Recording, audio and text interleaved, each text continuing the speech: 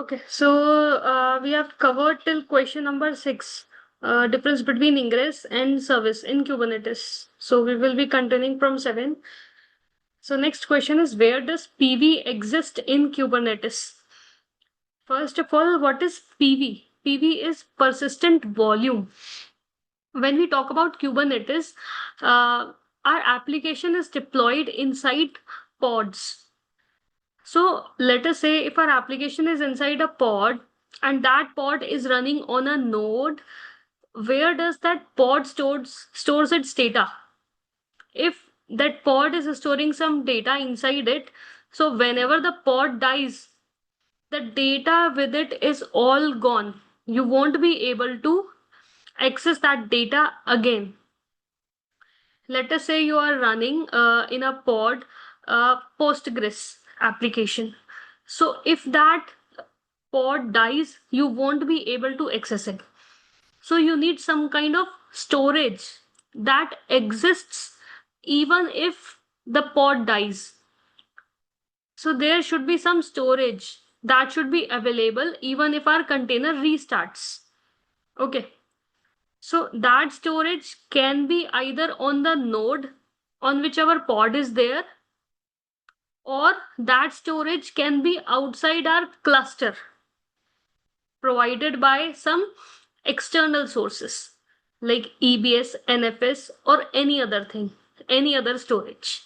So, what do we need? We actually need some storage which can persist, which can stay after the life of the pod also. Like, even if our pod dies, even if our container dies, we are still able to access that storage. Okay, so that storage we call it persistent volume in Kubernetes. Okay, so persistent volume in Kubernetes can be available on the same node or outside the cluster, like some EBS volume or NFS volume. Okay, so where does it actually exist? PV is part of Kubernetes. Persistent volume exists inside the Kubernetes cluster. PV is internal object. Like PV may point to something which is outside the cluster, but PV is an object which is inside the cluster. Let me help you understand it with the help of very simple example. Okay, let us say you have your mobile phone. You call your mom. Okay, so that call when you place it, that is similar to pod is requesting a volume. Pod is requesting a volume. Pod is requesting for some storage. So this is equal to PVC. Okay. So when a pod in Kubernetes wants some persistent volume, there is a flow that it has to follow. Pod uses PVC.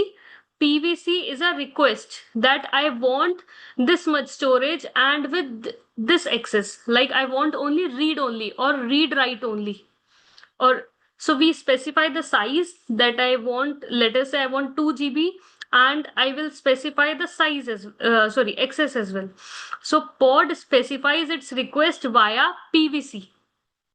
Then this PVC is pointing to PV. PVC is just a request. And how this request will be fulfilled? This request will be fulfilled by some PV. There can be multiple persistent volumes. Okay. So PVC, whichever persistent volume matches with it, PVC will go to that PV. And then this PV may actually point to some storage on the node or outside the cluster. Okay, so let me explain it again. Pod wants a storage. Pod will request it with the help of an object which is PVC. PVC is a request by the pod. So in pod definition, we will not write PV. We will include PVC. Okay. PVC is our request. Now for Kubernetes, we have made a request. Now this request will be matched to all the available PVs. PV is persistent volume, and this volume can actually exist on the node itself or outside. So PV is also a pointer to the storage. PV is a pointer to the storage which can exist on the node or outside the cluster.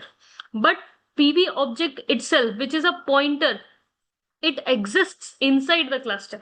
So if we ask where does PV exist, so PV exists inside the cluster itself.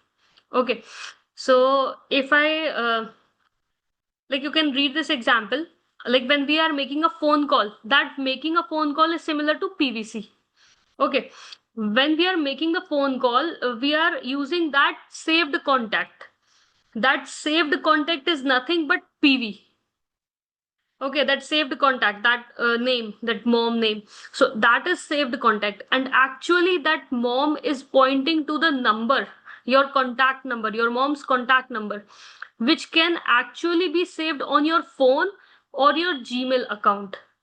So if it is saved on your phone, consider it like PV is pointing to storage on the same node, or if it is pointing to your Gmail account, that is something outside your cluster. Okay, so PV itself exists in the PV is an object which is a pointer to actual storage. PV exists in Kubernetes. Okay, you can read the entire thing here. I'll just go through it. So pod makes request through PVC. PVC points to PV. Then PV points to actual storage on the node or outside. PV is the persistent volume. It can be anywhere inside the storage it points to can be inside the cluster or outside.